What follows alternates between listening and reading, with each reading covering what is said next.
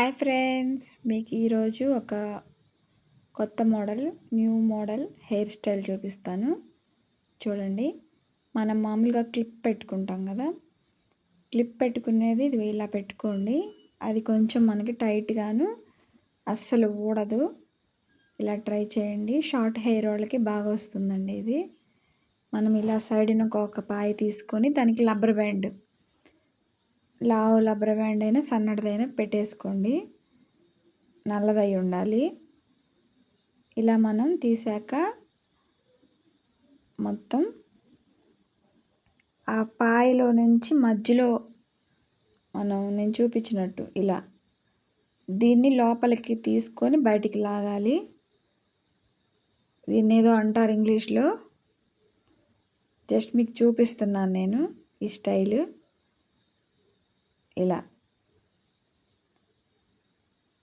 ఇదిగో చూపించాను కదా, ఇలా తీయడం వల్ల ఒక పాయ తీసినట్టు ఉంటుంది.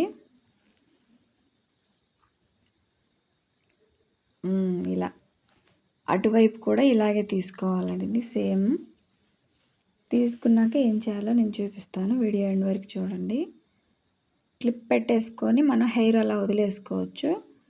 మనం హెయిర్ వదిలేసామన్న ఫీలింగ్ ఉండదు, టైట్గా ఉంటుంది. ఎవరికైనా నచ్చినట్లయితే ప్లీజ్ ఫ్రెండ్స్ లైక్ చేసేసేయండి ఈ వీడియోని. ఏమైనా హెయిర్ టిప్స్ ఏమైనా తెలిస్తే మట్టుకి మీకు చెప్తాను నేను. ఇప్పుడు అందరూ హెయిర్ లూజ్గా వదిలేసుకుంటున్నారు కదా, ఇలా ఒకసారి ట్రై చేయండి.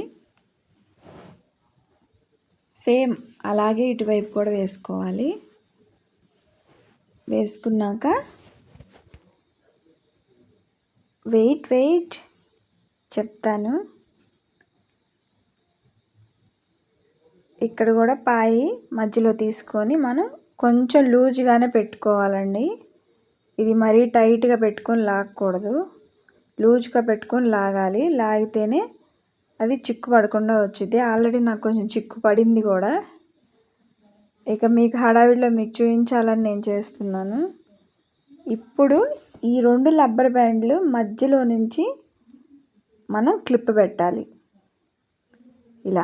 ఇలా మధ్యలో నుంచి దీనికి దానికి కలిపి మనం క్లిప్ పెట్టేసామంటే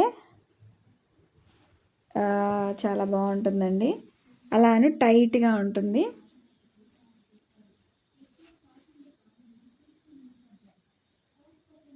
అది ఇలా ఉంటుంది. నచ్చితే లైక్ చేసేసేయండి ఫ్రెండ్స్ ఈ వీడియోని. బాబాయ్ వంటలే కాదు జడలు కూడా చూపిస్తున్నా అనుకోకండి. ఇలా ఒకసారి ట్రై చేయండి, బాగుంటుంది. లీవ్గా వదిలేవాళ్ళు ప్లీజ్ సబ్స్క్రైబ్. Thank you.